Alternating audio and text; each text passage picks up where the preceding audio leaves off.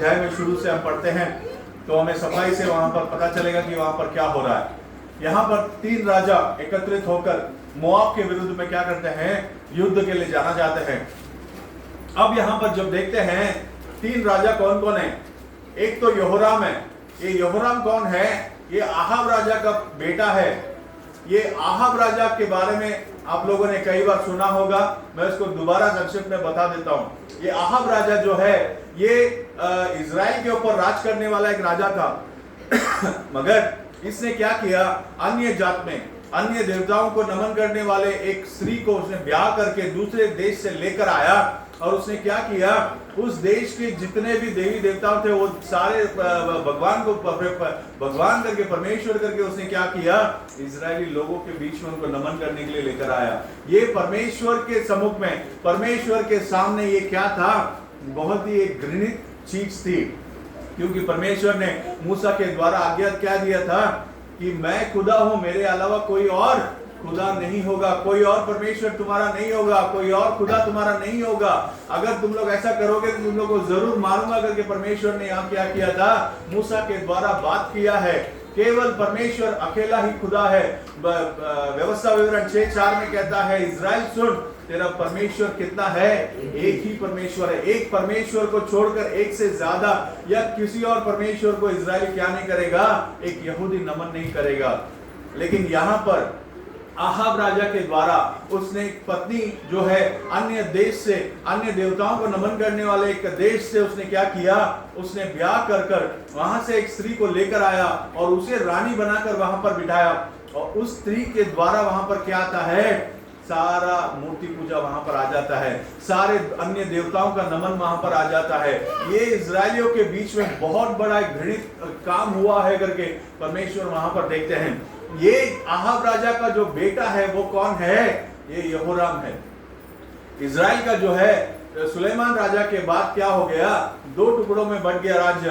10 राज्य जो है वो इजराइल करके माना जाता था और 2 राज्य यूदा और एक राज्य मिलकर क्या माना जाता था, वो यूदा करके माना जाता था। तो पहले एक ही राजा 12 गोत्र को राज्य करते थे, पर सुलेमान राजा के बाद क्या हुआ, वहां पर 2 राजा हुआ करते थे। 10 गोत्र के ऊपर इजराइल का राजा हुआ करता था और 2 गोत्र के ऊपर यहूदा का राजा हुआ करता था। ये जो यहोराम है, ये यहोराम 10 राज्यों के ऊपर क्या करता था, राज करता था, इजराइल का राजा था। लेकिन यहूदा के ऊपर जो राज करने वाला था वो यहोशापात करके एक राजा था।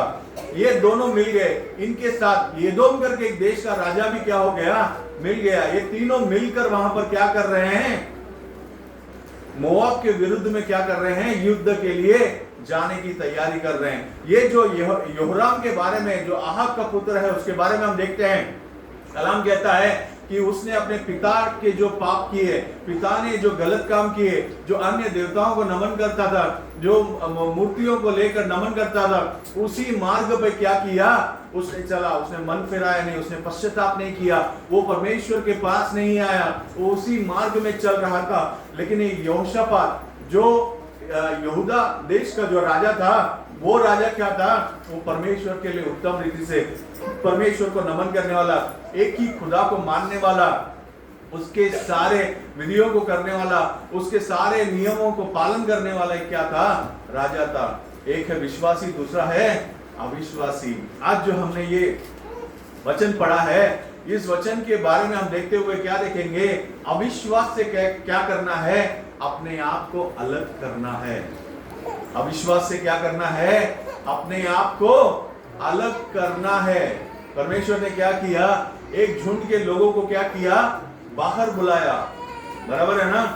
परमेश्वर ने क्या किया, दुनिया को छोड़कर क्या करो, बाहर आओ। और जो कोई उस परमेश्वर के एकलौते पुत्र के ऊपर विश्वास करेगा, दुनिया को छोड़कर, पाप को छोड़कर बाहर आकर, जो उस एकलौते पुत्र प्रभु यीशु मसीह जो क्रूस पर बलिदान हुए थे और तीसरे दिन जी उठकर आज भी एक जीवित खुदा के रूप में इस संसार में है, आज भी जीवित खुदा के रूप में है, पवित्र आत्मा के रूप में मंडरा रहे हैं, उस खुदा को क्या करना है, हमें पालन करना है, उस खुदा को हमें नमन करना है। इसीलिए परमेश्वर ने क्या किया, इस धरती पर आए थे, उस खुदा को नमन करना है। उस खुदा के ऊपर हमारा क्या होना चाहिए, पूरा का पूरा विश्वास होना चाहिए। ये परमेश्वर के ऊपर विश्वास करने वाले लोग हैं। और एक झुंड के लोग होंगे जो परमेश्वर के ऊपर क्या नहीं करते हैं, विश्वास नहीं करते हैं, परमेश्वर को नहीं जानते, परमेश्वर से वंचित है। आप कितना भी उनको परमेश्वर के बारे में बोलिए, वो जीवित खुदा प्रभु यीशु मसीह को क्या नहीं करेंगे, स्वीकार नहीं करेंगे। दो तरह के लोग हैं, एक विश्वासी और एक क्या है, अविश्वासी। विश्वासी कौन है? जो प्रभु यीशु मसीह के ऊपर, उसके प्रेम के ऊपर, उसके उद्धार के ऊपर, अनंत काल के जीवन को पाने के ऊपर क्या करता है, विश्वास करता है। दृढ़ विश्वास के साथ क्या करता है, वो चलता है। और दूसरा एक व्यक्ति है जिसे इसके बारे में, किसी भी चीज के बारे में चिंता नहीं है, केवल वो जीता है, खाता है, पीता है, बस दिन को क्या करता है, निकालता है। उसे किसी चीज की पता नहीं, परवाह नहीं है। उसे यीशु मसीह जीवित खुदा के बारे में क्या है, कोई भी चिंता नहीं है। आज हमें ये देखना है कि हमें क्या करना है, उस अविश्वास से क्या करना है, हमें दूर रखना है। यहाँ पर यहोशापात क्या करता है, यहोराम से पूछता है, हमें युद्ध में जाना है, लेकिन ये युद्ध में जाने से पहले हमें क्या करना है, परमेश्वर से हमें पूछ कर लेना है कि क्या हम इस युद्ध में जाएंगे, क्या हम इस युद्ध में क्या कर पाएंगे, विजय प्राप्त कर पाएंगे। इस युद्ध में हमारे लिए परमेश्वर ने क्या रखा है, इस चीजों को हमें किससे पूछकर जानना है, परमेश्वर से पूछकर जानना है। यहोशापात कौन था, एक विश्वासी था। आज भी हमारा हर एक काम, कोई भी काम हो, कोई भी काम हो, दिन का शुरुआत हो, दिन का अंत हो, दिन में काम करते वक्त हो, या कोई भी नया काम, कोई भी प्रवास में जा रहे हैं, या कोई नया काम करने जा रहे हैं, घर खरीदने जा रहे हैं, या फिर जमीन ले रहे हैं, या फिर बेच रहे हैं, जो भी काम करें, परीक्षा लिखने जा रहे हैं, बच्चे परीक्षा लिखने जाते हैं, कुछ नया कोर्स लेना है, उस कोर्स के अंदर प्रवेश करना है, कुछ भी करना हो, किसके पास आना है, पहले जानने के लिए, क्या मैं सही कर रहा हूं परमेश्वर, इस काम को जो है मुझे करना है, पर क्या ये काम सही होगा, क्या ये काम मुझे करना चाहिए, इसके बारे में किससे जाकर आपको पूछताछ करना है, परमेश्वर के पास जाकर पूछताछ करना है। वो परमेश्वर क्या करता है, जवाब जरूर देता है। यहाँ पर एलीशा भविष्यवक्ता के द्वारा वहां पर क्या करता है, जवाब दिया परमेश्वर ने कि यहोशापात, ये मेरा कौन है, ये मेरा विश्वास करता है, ये मेरा नमन करता है, ये मेरी आदर करता है, ये मेरे सारे वचनों को पालन करता है, केवल यहोशापात की वजह से। नहीं तो यहोराम के ऊपर मेरा कोई भी लेना देना नहीं है। यहोराम क्या है, अन्य देवताओं का नमन करता है। यहोराम विश्वास में नहीं है, अपने पिता के बुरे कामों को क्या कर रहा है, वो आगे बढ़ा रहा है। यहोराम से मेरा कोई लेना देना नहीं। लेकिन ये यहोशापात जो एक विश्वासी है, उस विश्वासी की वजह से वहां पर क्या करता है, परमेश्वर उस युद्ध में वहां पर जीत देता है। एक विश्वासी, एक अविश्वासी, कभी भी एक विश्वासी और अविश्वासी को क्या नहीं होना चाहिए, साथ में नहीं होना चाहिए। कलाम यही हमको सिखाता है। उत्पत्ति का पुस्तक 13वां अध्याय 9वें वचन को पढ़ेंगे। आदियागमम 13వ అధ్యాయం 9వ వచనం, Genesis chapter 13 verse 9। उत्पत्ति का पुस्तक 13वां अध्याय 9वें वचन को पढ़ेंगे। क्या सारा देश तेरे सामने नहीं? देखिए, ये अब्राहम और लोत, दो व्यक्ति यहाँ पर आ रहे हैं। अब्राहम को क्या माना जाता है, वो विश्वास का पिता करके माना जाता है। उस अब्राहम को परमेश्वर ने क्या कहा, एक दिन अब्राहम से भेंट किया। वो अब्राहम अपने पिता के घर में, वो उनका व्यवसाय ये था कि वो मूर्ति बनाते थे, मूर्ति को बनाकर बेचकर क्या करते थे, वो अपना रोजी रोटी के लिए, वही उनका व्यवसाय था। लेकिन परमेश्वर ने एक दिन क्या किया, अब्राहम से मुलाकात किया, अब्राहम को चुनकर निकाला, और परमेश्वर ने अब्राहम से कहा कि तू अपने देश को, अपने पिता के घराने को छोड़कर तू बाहर निकल, मैं तुझे क्या करूंगा, एक बड़ी जाति बनाऊंगा, मैं तुझे आशीष करूंगा, और तुझे मैंने चुना है करके परमेश्वर ने अब्राहम से सीधाई से बात किया। अब्राहम ने क्या किया, तुरंत अपनी पत्नी सारा और अपना भाई का बेटा है लोत, इनको लेकर क्या करता है, अपने पिता के घराने से, अपने गांव से, अपने दोस्तों से, सब कुछ, अपना व्यवसाय, अपना जो कमाई आमदनी, सब कुछ छोड़ छाड़ कर क्या करता है, परमेश्वर के बुलावट के पीछे, परमेश्वर ने बुलाया, मुझे क्या करना है, उसके पीछे चल देना है। उसने अपने सब कुछ छोड़कर उसने क्या कर दिया, चल दिया। अभी चलने के बाद यहाँ पर परमेश्वर अब्राहम को बहुत आशीष किया। लोत भी उसके साथ है। ये लोत को भी परमेश्वर ने क्या किया, बहुत सारा आशीष किया। अब्राहम के पास भी बहुत सारे भेड़ हैं और लोत के पास भी भेड़ है, दोनों के पास नौकर है, बहुत सारा जमीन है, सब कुछ उनके पास है। अब यहाँ पर देखिए, पढ़िएगा 9वां वचन। क्या सारा देश तेरे सामने नहीं? हाँ, इसलिए मुझसे अलग हो जा। क्यों अलग हो जा? यहाँ पर अब्राहम लूत को देखकर कहता है कि यह सारा जमीन हमारे सामने है। इससे पहले वहां पर क्या हुआ, लोत के जो उसके नीचे जो नौकर थे और अब्राहम के बीच में जो नौकर थे, इनके बीच में क्या होने लगा, लड़ाई होने लगा। चराई करना और यहाँ बाहर जाना, काम करने के उस जगह पर उनका दोनों का क्या हुआ, बार बार उनके बीच में लड़ाई होने के कारण अब्राहम ने देखा वहां पर क्या है, सारा जमीन, सारा देश हमारे सामने पड़ा है। तू जहां चाहे, तू अगर उत्तर दिशा में जाएगा तो मैं कहां पर जाऊंगा, दक्षिण में जाऊंगा। तू पूर्व में जाएगा तो मैं पश्चिम में जाऊंगा। तुझे जहां जाना है तू क्या कर, तू चुन कर ले ले, मैं उसके विपरीत दिशा में क्या करूंगा, जाऊंगा। तो यहां पर क्या करता है परमेश्वर, अब्राहम जो विश्वास का पिता है उसे क्या करता है, अलग करता है। लोत यहाँ पर क्या है, एक विश्वास में दृढ़ रहने वाला एक मनुष्य नहीं है करके यहाँ पर देखा गया है। वो अब्राहम विश्वास का पिता था, अपने परमेश्वर ने दिया हुआ प्रतिज्ञा के ऊपर क्या था, एकदम स्थिर खड़ा रहने वाला एक व्यक्ति था। लेकिन लोत क्या था, एक बॉर्डर लाइन, बॉर्डर पर एक विश्वासी, एक बॉर्डर लाइन, लास्ट लाइन पर विश्वास करने वाला एक व्यक्ति है। यहाँ भी हाँ बोलेगा, वहां भी हाँ बोलने वाला एक व्यक्ति के समान है। तो ऐसे व्यक्ति को परमेश्वर क्या करता है, अब्राहम से अलग करता है, एक विश्वासी और अविश्वासी को अलग करता है। अब देखिए उसी में पढ़िएगा और नीचे, इसलिए मुझसे अलग हो जा। हाँ। यदि तू बाईं ओर जाए हाँ। तो मैं दाहिनी ओर जाऊंगा, हाँ, और यदि तू दाहिनी ओर जाए हाँ। तो मैं बाईं ओर जाऊंगा। हाँ, तब लूत ने आंख उठाकर हाँ। यरदन नदी के पास वाली सारी तराई को देखा कि हाँ। वह सब सिंची हुई है। हाँ, जब तक यहोवा ने सदोम और अमोरा को नष्ट न किया था, तब तक सोअर के मार्ग तक वह तराई यहोवा की वाटिका और मिस्र देश के सामने उपजाऊ थी। वो सोदोम का देश पूरा एकदम हरा भरा दिख रहा था लोत को। तो लोत ने क्या किया, वो सोदोम के अंदर क्या किया, उसने प्रवेश करने के लिए वहां पर निर्णय लिया और अपने भेड़ बकरी, अपने सारे नौकर चाकर, अपने परिवार को लेकर क्या किया, वहां पर अलग हो गया। हाँ, इसलिए हाँ, लूत अपने लिए हाँ। यरदन के सारी तराई को चुन के हाँ। पूर्व की ओर चला। पूर्व की ओर चल दिया। अभी 14 वचन को पढ़िएगा। जब लूत अब्राम से अलग हो गया, ध्यान से सुन लीजिएगा, जब लूत अब्राहम से अलग हो गया, तब उसके पश्चात यहोवा ने अब्राहम से कहा, उसके पश्चात यहाँ पर परमेश्वर क्या करते हैं, अब्राहम से बात करते हैं। जब तक लोत उसके अब्राहम के साथ है तब तक परमेश्वर ने उनसे कोई बात नहीं किया।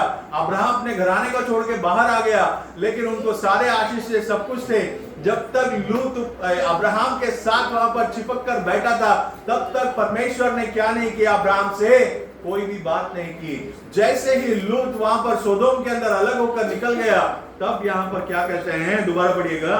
तब जब लूत अब्राम से अलग हो गया, जब लूत अब्राहम से अलग हो गया, एक अविश्वासी विश्वासी से जब अलग हो गया, तब उसके पश्चात यहोवा ने अब्राम से कहा, यहोवा ने अब्राहम से कहा, आंख उठाकर जिस स्थान पर तू है वहां से उत्तर दक्षिण पूर्व पश्चिम चारों ओर तू दृष्टि कर ले, क्योंकि जितनी भूमि तुझे दिखाई देती है उस सबको मैं तुझे और तेरे वंश को युग युग के लिए दूंगा। परमेश्वर क्या प्रतिज्ञा दिया, जब एक अविश्वासी अब्राहम को अपने विश्वासी को छोड़कर दूर हुआ, तब परमेश्वर ने क्या किया, उस विश्वासी से बात करना शुरू किया। आज भी हम किसके संग हैं? आज परमेश्वर हमारे साथ नहीं है क्या? परमेश्वर हमारे कामों को नहीं कर रहे हैं क्या? परमेश्वर से हम प्रार्थना करते हैं, परमेश्वर से बहुत कुछ मांगते हैं, परमेश्वर से दिन रात हम प्रार्थना करते हैं, उपवास करते हैं, लेकिन फिर भी हम जो मांगते हैं वो मिलता नहीं है क्या? या परमेश्वर हमारे से हमको जवाब नहीं दे रहे हैं क्या? उसका यहाँ पर क्या है, हो सकता है कि आपका संगति किसी अविश्वासी से हो जो परमेश्वर नहीं चाहते हैं। परमेश्वर क्या चाहते हैं, पहले आपके साथ जो अविश्वासी है उसको क्या करो, आप दूर करो। पहले आपके पास जितना अविश्वास है, आप यहाँ पर दृढ़ से परमेश्वर के पास बैठे, परमेश्वर मुझे क्या करेगा, आशीष करेगा, परमेश्वर मुझे देगा, परमेश्वर मुझे अनंत काल का जीवन देगा, मैं परमेश्वर का पुत्र हूँ, परमेश्वर ने मुझे पवित्र आत्मा दिया है, उस पवित्र आत्मा के द्वारा वो लेप पालकपन का आत्मा है, मैं परमेश्वर का बच्चा हूँ, मैं हमेशा परमेश्वर के साथ चल रहा हूँ, विश्वास के अंदर होंगे। लेकिन एक अविश्वासी आकर क्या करेगा, अविश्वास की बातों को क्या करेगा, हमारे पास लेकर आएगा, ये नहीं होगा, वो नहीं होगा, तू कलीसिया में जाने से क्या होगा, तेरे कलीसिया में जाने से कुछ नहीं होगा, तेरे कलीसिया में जाने से तुझे आशीष मिला है क्या, तुझे ये तेरा भला हुआ है क्या, बहुत सारी अविश्वास की बातों को क्या करेगा, वो हमारे पास लेकर आएगा। वो अविश्वास की बातें हम पर हावी नहीं हो जाना चाहिए। यहाँ पर क्या करना है, एक विश्वासी को अविश्वासी से क्या करना चाहिए, दूर रहना चाहिए। पौलुस कहते हैं, उस वचन को हम दोबारा पढ़ेंगे, पौलुस कहते हैं कि अविश्वासी और विश्वासी का क्या नहीं है, कोई संबंध नहीं है। जब यहाँ पर लूत किससे अलग हुआ, अब्राहम से अलग हुआ, तब परमेश्वर ने क्या किया, वहां पर विश्वासी अब्राहम के साथ बात किया। आज हम किसके साथ जुड़े हैं, हमारा कोई दोस्त हो सकता है, हमारे पास कोई अविश्वास वाली कोई बात हो सकती है, कोई अविश्वास वाला हमारे आसपास हो सकता है जो हमें हमेशा अविश्वास की बातें कर रहे, कोई भी हो सकता है।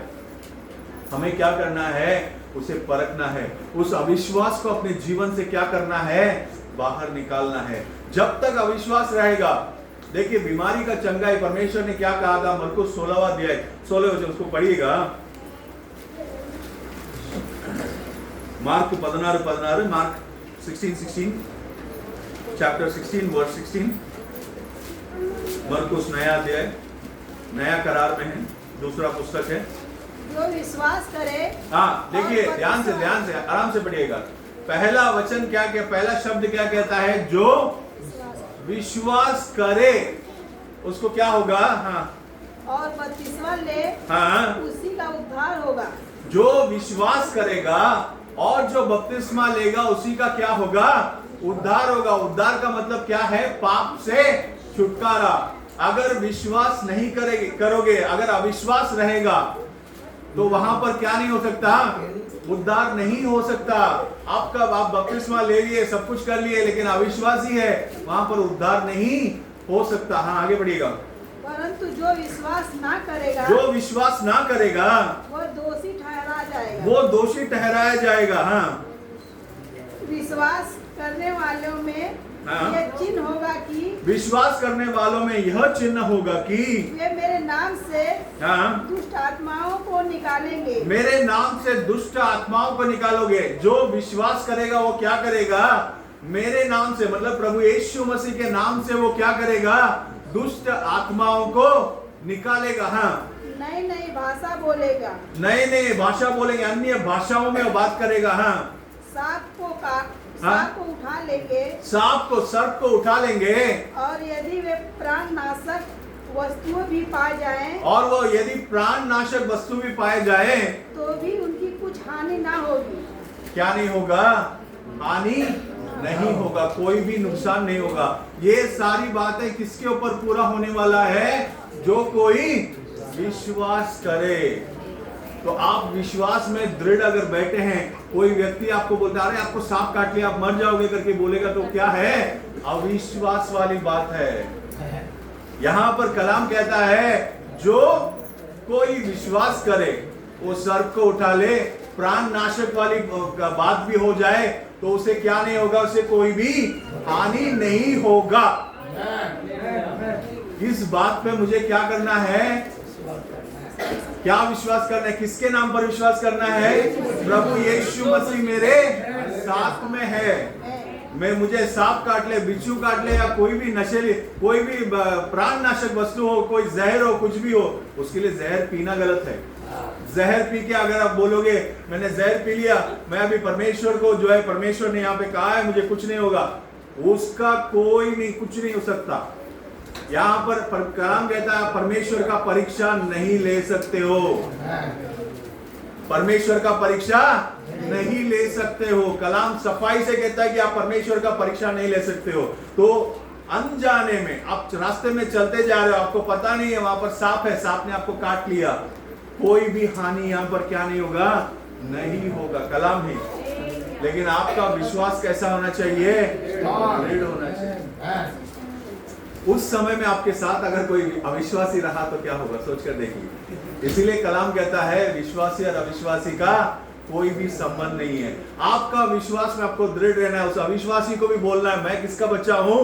प्रभु यीशु मसीह का बच्चा हूं। कलाम कहता है कि मैं जो कोई यीशु मसीह पर विश्वास करेगा और उसका बपतिस्मा लेगा और उद्धार पाएगा, और उनके पास ऐसे चिन्ह दिखाई देंगे कि वो प्राणनाशक वस्तु हो, सांप काट ले, बिच्छू काट ले, कुछ भी हो जाए, उसे क्या नहीं होगा, कोई भी। इस वचन को मैं क्या करता हूं? विश्वास करता हूं। और विश्वास, अगर मसीह मेरे साथ है तो मेरे विरुद्ध में खड़े रहने वाला कौन है? पौलुस पूछता है अगर मसीह मेरे साथ में है तो मेरे विरुद्ध में कौन खड़ा रह सकता है? कोई नहीं खड़ा रह सकता है। कितना भी बड़ा पहाड़ हो, कुछ भी हो, नहीं खड़ा रह सकता है। लेकिन हमें क्या करना है?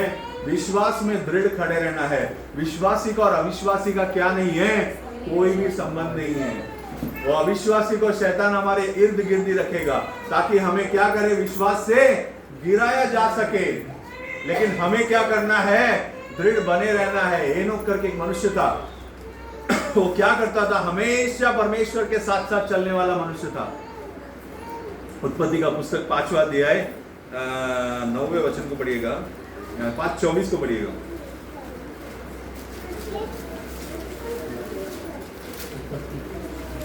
24 क्यों? एक मिनट 21 से पढ़िएगा। उसका 4 ही वचन है, उसका इतिहास हमें पता चल जाएगा। जब हनोक 65 वर्ष का हुआ, हानोक जब 65 वर्ष का हुआ, तब उससे मेतुसेला का जन्म हुआ। जब उसे मेतुसेला जन्म हुआ, मेतुसेला के जन्म के पश्चात, मेतुसेला के जन्म के पश्चात हनोक 300 वर्ष तक परमेश्वर के साथ साथ चलता रहा। हानोक कितने साल परमेश्वर के साथ चला? 365 साल। दिन नहीं। हम कितने दिन चलते हैं परमेश्वर के साथ साथ? हानोक कितने दिन चला परमेश्वर के साथ? 365 साल वो परमेश्वर के साथ चला। वो साथ चलने का नतीजा क्या हुआ? नीचे देखिए। और उसके और भी बेटे बेटियां उत्पन्न हुए, और भी उसके बेटे बेटे, उसका पारिवारिक जीवन भी चल रहा है। हाँ, आगे। इस प्रकार हनोक की कुल आयु 365 वर्ष की हुई। 365 वर्ष का उसका आयु हुआ। हाँ, हनोक परमेश्वर के साथ साथ चलता था। हानोक किसके साथ साथ चलता था? परमेश्वर के साथ साथ चलता था। फिर वह लोप हो गया। क्या हो गया? लोप, गायब हो गया। क्या हो गया? उठा लिया गया। हाँ, क्योंकि परमेश्वर ने उसे उठा लिया। सोच कर देखिए, एक मनुष्य 300 वर्ष, उसका आयु है 365 वर्ष। उस 365 वर्ष में 300 वर्ष उसने क्या किया? परमेश्वर के साथ साथ चला। परमेश्वर के बताए हुए मार्ग में चला। परमेश्वर के वचनों को पालन किया। परमेश्वर ने जो दिखाया, परमेश्वर के लिए उत्तम रहा। सब कुछ परमेश्वर का काम किया, भला काम सब कुछ किया। एक दिन क्या हो गया? वो गायब हो गया, लोप हो गया। लोगों ने ढूंढा, एनोक क्या हो गया? मिला नहीं। क्योंकि क्या हो गया? परमेश्वर ने उसे उठा लिया। उसका मरण नहीं हुआ, उसे परमेश्वर ने क्या कर लिया? उठा लिया। जैसे एलिया को एक भवंडर के अंदर परमेश्वर ने उठाया था, वैसे हनोक को भी क्या किया? उठा लिया था। आज हम सभी को क्या करना है? उस उठा लिए जाने में जाना है। हनोक का संगति किसी अविश्वासी के साथ नहीं था। वो किसके साथ चलता था? परमेश्वर के साथ साथ चलता था। आज हमें भी ये सब मार्ग है, ये सब हमारे लिए क्या है? उदाहरण है कि हमें कहां पर चलना है, किसके साथ चलना है, हमारा जीवन का संबंध किसके साथ होना चाहिए। ये हमें कलाम क्या करता है? सिखाता है। मुझे किसके साथ चलना है? परमेश्वर के साथ चलना है। कितने साल चलना है? मेरे आयु के पूरे दिन। मेरे जितना परमेश्वर ने मुझे आयु दिया, हो सकता है आज मैं खत्म हो जाऊं, लेकिन मेरा जीवन जब तक मैं जीवित हूं, मुझे किसके साथ चलना है? परमेश्वर के साथ साथ चलना है। परमेश्वर ने मेरा आयु आज अगर समाप्त कर दिया तो मुझे क्या करना है? परमेश्वर के साथ रहना है।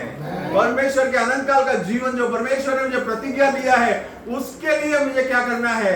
जाना है। मुझे यहाँ पर मेरा आयु आज खत्म हो गया, मुझे दुख उठाना नहीं है, परिवार को दुख उठाना कोई जरूरत नहीं, क्योंकि मैं कहां पर हूं? परमेश्वर के पास हूं। मैं यहां रहने से अच्छा परमेश्वर के पास रहना क्या है? उत्तम है, अति उत्तम है। क्योंकि वहां पर ना कोई दुख है, ना कोई दर्द है, ना कोई किसी के विरुद्ध में कोई बात करता है, ना कोई घमंड करता है, ना कोई बैर करता है। वहां पर क्या है? केवल आनंद ही आनंद है। हम गीत गाते हैं ना, आनंद ही आनंद है, गीत गाते हैं हम लोग। कहां पर है वो? परमेश्वर के संग है। लेकिन उसके लिए क्या करना है? विश्वासी और अविश्वासी का कोई संबंध नहीं, मार्ग एक ही है। दो तरह के मार्ग हैं, वो भी पढ़िएगा। मत्ती का किताब 7वां अध्याय 13-14 पढ़िएगा। मत्ती 7th अधिकारम 13-14, मैथ्यू चैप्टर 7 वर्स 13-14।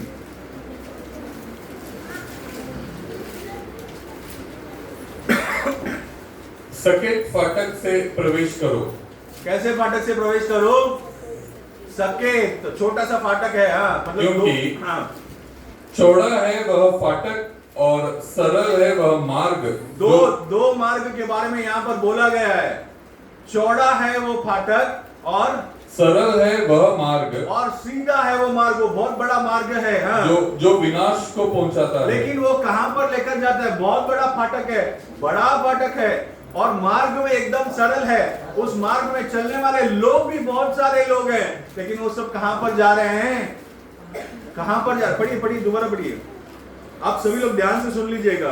सकेत फाटक से प्रवेश करो। सकेत फाटक से प्रवेश करो, हाँ। क्योंकि चौड़ा है वह फाटक। चौड़ा और एक फाटक है जो चौड़ा है। सकेत फाटक एक है, और दूसरा एक फाटक है जो बहुत चौड़ा है, हाँ। और सरल है वह मार्ग, और उसका मार्ग भी सरल है, जो विनाश को पहुंचाता है। वो कहां पर पहुंचाता है? विनाश को पहुंचाता है। और बहुत से हैं जो उससे प्रवेश करते हैं।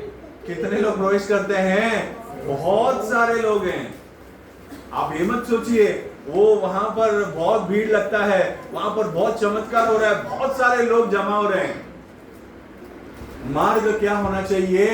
कलाम का बताया हुआ अगर मार्ग नहीं है, कलाम के बताए हुए उद्धार के मार्ग में अगर नहीं चल रहे हैं वो लोग, तो वो कहां पर जा रहे हैं? चौड़ा है फाटक और सरल है मार्ग, वहां पर बहुत सारे लोग चलने वाले हैं, और अंत में कहां जाकर मिलेंगे वो लोग? विनाश में जाकर मिलेंगे करके कलाम कहता है।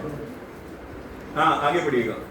क्योंकि सकेत है वह फाटक। सकेत वह फाटक, छोटा सा फाटक है, हाँ। और कठिन है वह मार्ग। और वो मार्ग में कैसा है? कठिन है, वो आसान मार्ग नहीं है। परमेश्वर के लिए जीना, परमेश्वर के मार्ग में चलना क्या है? आसान नहीं है। मखमल का गादी पे सोकर उठना नहीं है। ध्यान में अच्छे से दिमाग में रख लीजिए। प्रभु यीशु मसीह के नाम में आगे चंगाई मिला, अच्छा धन दौलत, मैंने जो मांगा परमेश्वर ने आशीष किया, सब कुछ किया, ये सब बहुत अच्छी बात है। लेकिन आपके इर्द गिर्द 24 घंटे, एक पल, एक सेकंड भी आपको नहीं छोड़ने वाला है। कौन है वो? शैतान। वो क्या कर रहा है? कलाम कहता है वो गरजते हुए सिंह के समान क्या कर रहा है? घूम रहा है, ताकि परमेश्वर के बच्चों को कैसे भी निगल सके। कलाम कहता है इसलिए हमें सचेत रहना है और हमेशा क्या करना है? प्रार्थना में बने रहना है करके पत्रस कहता है, पहला पत्रस 5वां अध्याय 8वां वचन में। वो हमेशा सचेत रहना है, सचेत रहना है, ध्यान से ध्यानपूर्वक रहना है कि मार्ग समय क्या नहीं हो जाऊं, भटक नहीं जाऊं। यहां पर कितने मार्ग है? 2 मार्ग है। एक चौड़ा फाटक है और उसका मार्ग भी सरल है, उसमें बहुत सारे लोग जा रहे हैं, लेकिन वो सभी लोग कहां पर जाकर पहुंच रहे हैं? विनाश के तरफ पहुंच रहे हैं। और दूसरा एक मार्ग है जिसका फाटक सकेत है, छोटा सा फाटक है, और उसके तरफ जाने वाला मार्ग भी बहुत कठिन है। परमेश्वर के अंदर आ गया, तकलीफ शुरू हो गया। परमेश्वर के अंदर आ गया, पर शैतान बहुत तकलीफ देता है। कभी सर दर्द देता है, कभी पैर का दर्द देता है, कभी घुटनों का दर्द देता है, कभी आमदनी में तकलीफ देता है, बहुत तकलीफ देता है। आपका क्या हो रहा है? परीक्षा हो रहा है। आपका साथ परमेश्वर वहां पर क्या है? खड़ा है। परीक्षा में हमें क्या करना है? जय पाना है। कलाम कहता है जो जय पाएगा उसे, उसके लिए क्या करना है? परमेश्वर ने जीवन का मुकुट वहां पर रखा है, जीवन वहां पर रखा है।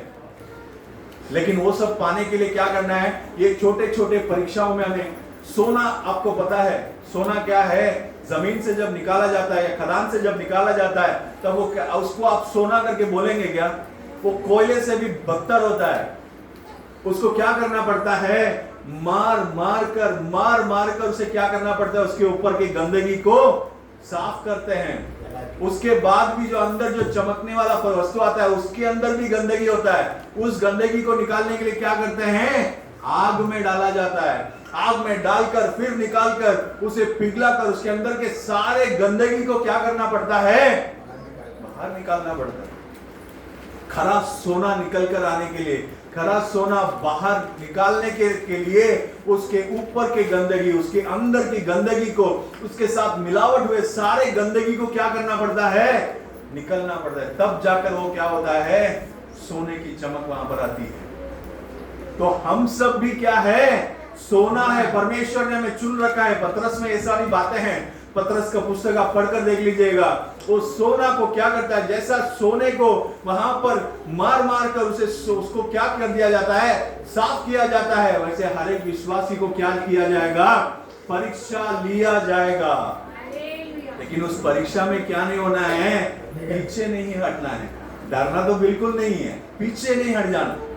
विश्वास को छोड़ के पीछे नहीं हट जाना चाहिए कि मैं इस कलीसिया में गया, परमेश्वर के वचनों को सुना, परमेश्वर के नाम से बपतिस्मा लिया, प्रार्थना किया, सब कुछ किया, लेकिन फिर भी मेरा कोई भलाई नहीं हुआ।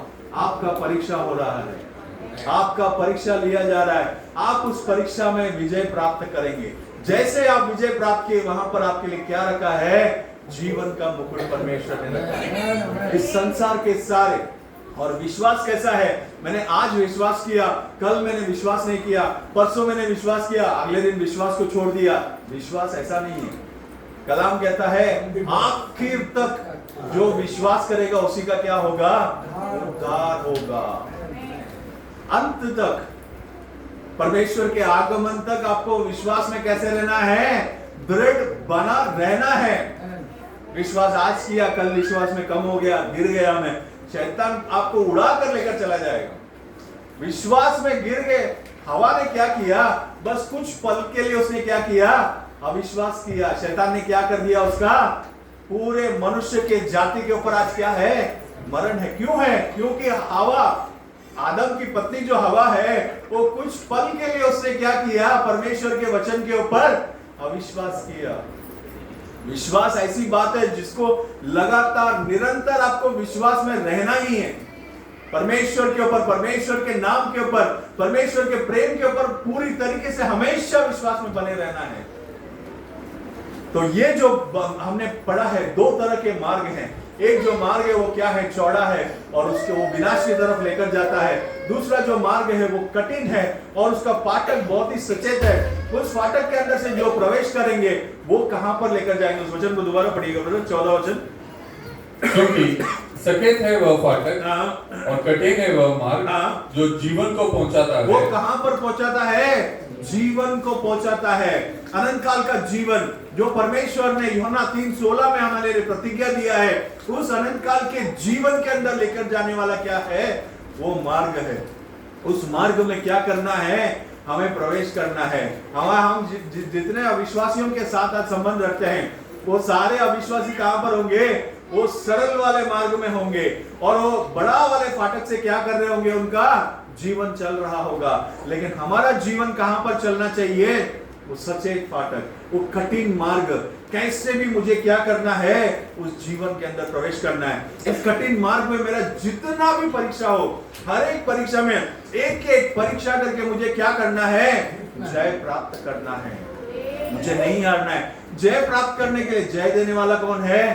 यीशु मसीह है। वो गीत गाते ना, जय देने वाला प्रभु यीशु को कोटि कोटि धन्यवाद। जय देने वाला कौन है? वो देगा, वो हमारे साथ है। उकाब जो है, जब है उकाब का अपने पिल्लू को जब उड़ान के लिए सिखाता है, तो क्या करता है? उसके घोंसले से उसे क्या करता है? बाहर ढकेल देता है। वो पिल्लू क्या करता है? फड़फड़ाता है। उसे अपने पंखों को फैलाकर लहराना नहीं आता है, पंखों से उड़ने को नहीं आता है। तब वो क्या करता है? नीचे गिरने के लिए जब आता है तो ये माता उकाब क्या करता है, नीचे से उसे क्या करता है, अपने पंखों के ऊपर उठा लेता है। यहाँ पर परमेश्वर भी कहते हैं मैं क्या हूं, मैं वो आपका माता पिता उकाब हूं। आप यदि गिरोगे, विश्वास में अगर आप गिर रहे हो, आपके मार्ग में, आपके चलने पर अगर आप गिर रहे हो, कहीं भी आप भटकने के कर रहे हो, विश्वास में बने रहिए। परमेश्वर क्या करेगा, आपको उठा कर लेकर जाएगा। आप कहीं नीचे नहीं गिरोगे, आप कहीं भी रास्ता भटकोगे नहीं। आपको विश्वास के अंदर अगर दृढ़ बने रहे तो आपको क्या नहीं होगा, कोई भी नुकसान नहीं होगा। वो हमारा ख्वाब जो है, वो परमेश्वर, वो हमें क्या करेगा, जो हमें उड़ना सिखा रहा है, जो हमें चलना सिखा रहा है, जो हमें दौड़ना सिखा रहा है, वो क्या करेगा, वो हमें संभाल लेगा। बस हमें विश्वास को क्या नहीं करना है, छोड़ना नहीं है, और अविश्वासी का संगति बिल्कुल नहीं रखना है। अब कुरिन्थियों के अंदर आते हैं, पौलुस क्या कहते हैं देखते हैं। दूसरा कुरिन्थियों का पुस्तक 6वां अध्याय 2 కొరింథీయుల 6వ అధికారం 14వ వచనంతో వాసికెలా 14వ వచనం 2 Corinthians 6:14 नए करार में 250वें पन्ने पर है। अविश्वासियों के साथ आसमान जुए में न जुटो। अविश्वासियों के साथ मत जुटो। हाँ, क्योंकि धार्मिकता और अधर्म का क्या मेलजोल, धार्मिकता और अधार्मिकता का क्या मेलजोल है, या ज्योति और अंधकार का क्या संगति। देखिए, विश्वास और अविश्वास को किससे तुलना किया जाता है, ज्योति और अंधकार से तुलना किया जा रहा है। जैसा विश्वास जो है वो ज्योति को बताता है, वैसे ही अविश्वास किसे बताता है, अंधकार को बताता है। हमें किस में बना रहना है, ज्योति में बना रहना है या अंधकार में बना रहना है, ये निर्णय किसको लेना है, हमें लेना है। अगर हम ज्योति में बने रहेंगे तो हम कहां पर जाएंगे, उस जीवन के मार्ग में होंगे, उस कठिन मार्ग में होंगे और जीवन के तरफ हम दौड़ रहे होंगे। लेकिन अगर हम अंधकार को अगर चुन लेते हैं, अविश्वास को अगर हम चुन लेते हैं, तो हम कहां पर होंगे, उस विनाश के मार्ग में चल रहे होंगे। यहाँ पर वहां पर हमें कुछ भी दिखाई नहीं हो रहा होगा। जो जैसे चल रहे, आगे वाला चल रहा है, मैं पीछे क्या कर रहा हूं, चल रहा हूं। एक हाथी को 5 अंधों ने क्या किया, जाकर टटोल कर ये हाथी कैसा दिखता है, कैसा दिखता होगा, उसको जानने के लिए उन्होंने कोशिश किया। एक ने क्या किया, उसके पैर को पकड़ा और बोला कि ये हाथी जो है खंबे की तरह है। एक ने क्या किया, उसके पेट पे हाथ रखा और बोला एक बहुत बड़े दीवार की तरफ है। एक ने उसके पूंछ को पकड़ा और बोला ये सांप की तरफ है। पांचों ने अपना अपना क्या कर दिया, विवरण दे दिया। सोच कर देखिए, मेरा 5 अंधे हैं, उन्हें हाथी क्या है, हाथी क्या चीज है, कुछ नहीं पता। ऐसा एक अविश्वासी का जीवन होगा, क्योंकि अविश्वासी कैसे होगा, वो अंधकार में चल रहा होगा, उसे पता ही नहीं कहां पर चल रहा हूं, उसे पता ही नहीं क्या करना है, आगे क्या होने वाला है, क्या होने वाला है, कहां पर जा रहा हूं, कुछ भी दिखाई नहीं दे रहा है। लेकिन आखिर में जब वो बड़ा फाटक से जब प्रवेश करेगा तो वहां पर क्या होगा, विनाश होगा। लेकिन जब आप जीवन के मार्ग से चल रहे हैं तो यहां पर क्या है, ज्योति है, वहां पर आपको दिख रहा है, परमेश्वर ने प्रतिज्ञा करके रखा है अनंत काल के जीवन। आप जब वो सचेत फाटक से प्रवेश करेंगे, कठिन मार्ग से होते हुए सचेत फाटक से जब प्रवेश करेंगे तो वहां पर क्या है, अनंत काल का जीवन हमारे लिए रखा हुआ है। तो हमारा संगति, हमें अविश्वास से दूर रहना है और अविश्वासी से भी क्या करना है, दूर रहना है। पौलुस वही कहता है, विश्वासी और अविश्वासी का क्या संबंध है। जैसे अंधकार का और उजाले का क्या है, कोई संबंध नहीं है, वैसे विश्वासी और अविश्वासी का कोई भी संबंध नहीं होना चाहिए। यहां आगे बढ़िए 15। और मसीह का बलियाल के साथ क्या लगा, मसीह का बलियाल के साथ, मसीह का जीवित खुदा का अन्य देवताओं के साथ क्या लगा। हाँ, या विश्वासी के साथ अविश्वासी का क्या नाता। अब विश्वासी का अविश्वासी के साथ कोई भी नाता नहीं होना चाहिए। उसी में 17 और 18 को भी पढ़िएगा। इसलिए प्रभु कहता है, उनके बीच में से निकलो और अलग रहो। क्या करो, अविश्वासियों के बीच से निकलो और क्या करो, अलग रहो, उनके संगति में मत रहो। हाँ, और अशुद्ध वस्तु को मत छुओ। और अशुद्ध वस्तुओं को मत छुओ। परमेश्वर के घृणित वस्तुओं को क्या करो? मत छुओ। हाँ, तो मैं तुम्हें ग्रहण करूंगा। तो क्या करूंगा? अगर ये सब काम आप करोगे, अविश्वासी से दूर रहोगे और घृणित वस्तुओं से दूर रहोगे, तो मैं क्या करूंगा? तुम्हें ग्रहण करूंगा। हाँ, और मैं तुम्हारा पिता हूँगा। अगर ऐसा करोगे तो मैं तुम्हारा पिता रहूंगा और तुम मेरे बेटे और बेटियां होंगे। और तुम मेरे बेटे और बेटियां होंगे। यह सर्वशक्तिमान प्रभु परमेश्वर का वचन है। ये किसी मनुष्य का वचन नहीं है। किसका वचन है? सर्वशक्तिमान परमेश्वर का वचन है कि अगर आप अविश्वासी को छोड़कर दूर आ गए, अगर आप घृणित वस्तुओं को छोड़कर बाहर आ गए, परमेश्वर जो नहीं पसंद करते हैं, कोई भी वस्तु हो, कोई भी वस्तु हो, कुछ भी हो, किसी अन्य देवता कुछ भी हो, आप उन सारे चीजों को छोड़कर जब बाहर आते हैं, तो यहाँ पर परमेश्वर क्या कहता है? मैं तुम्हारा पिता बनकर रहूंगा। और मैं, ये कौन कह रहा है? सर्वशक्तिमान परमेश्वर खुद कह रहा है। आज हमें क्या चुनना है, सोच कर देखिएगा। एक आखिर वचन को पढ़ते हैं, कोलोसियों का पुस्तक 3 अध्याय 5 और 6। उसमें घृणित वस्तु में क्या क्या आता है देखते हैं।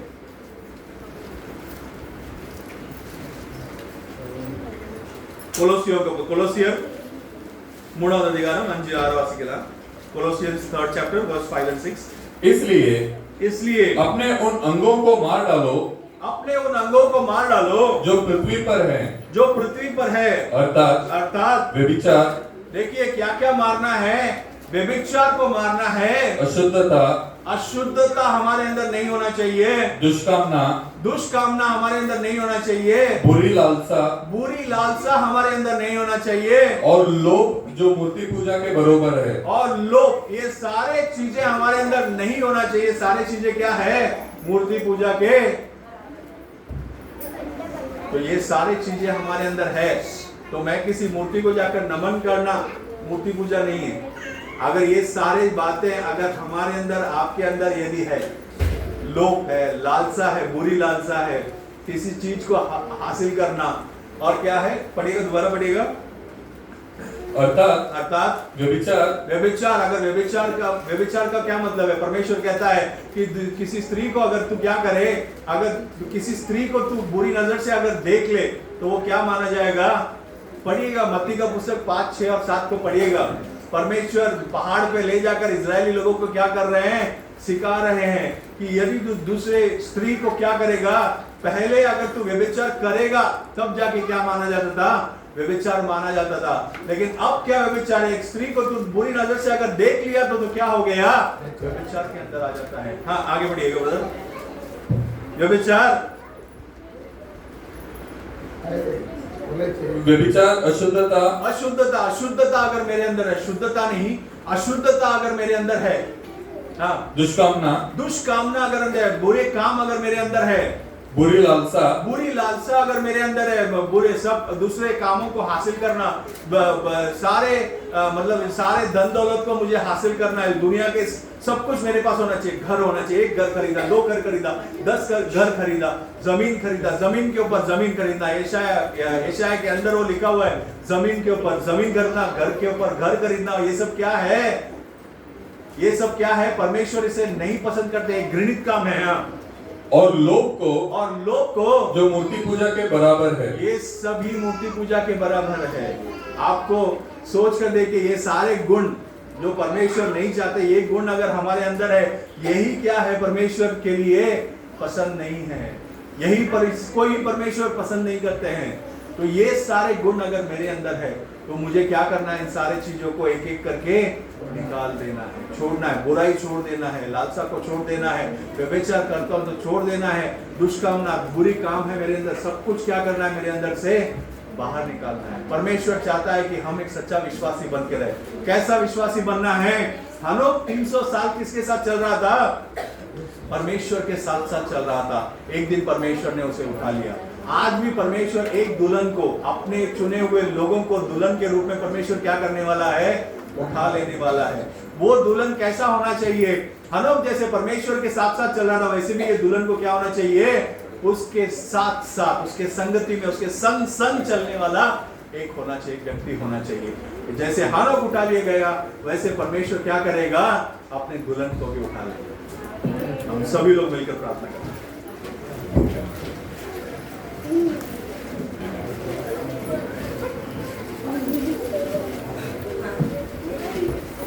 सभी लोग उठकर खड़े हो जाएंगे। आए हैं हम तेरे चरणों में, लेकर हम स्तुति। आए हैं हम तेरे चरणों में, लेकर हम स्तुति। आए हैं हम तेरे चरणों में, लेकर हम स्तुति।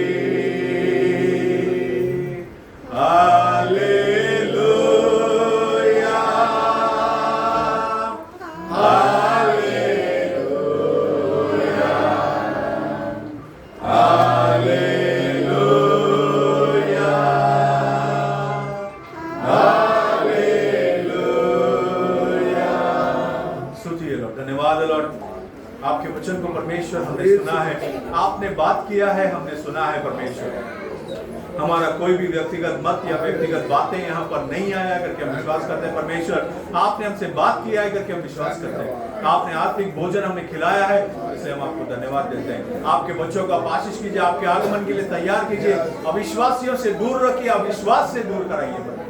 आपके बच्चे उस सकेत से फाटक में परमेश्वर, उस छोटे से मार्ग में, उस कठिन मार्ग में परमेश्वर कोशिश कर हर दिन परमेश्वर विश्वास में बने रहकर आपके आत्मा के सामर्थ्य से परमेश्वर उस सच्चे फाटक में प्रवेश करने के लिए, उस जीवन को, अनंत काल के जीवन को प्राप्त करने के लिए आप मदद कीजिए, आशीष कीजिए, अगुवाई कीजिए परमेश्वर। आपके हाथों में सौंपते हैं प्रभु यीशु मसीह के नाम से मांगते हैं।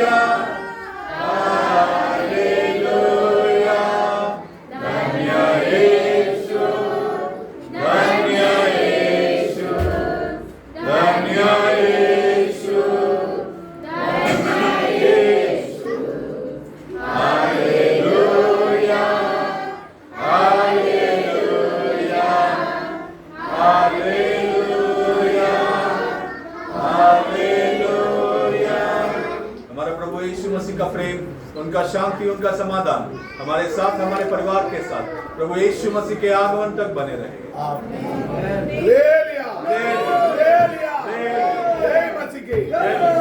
सबको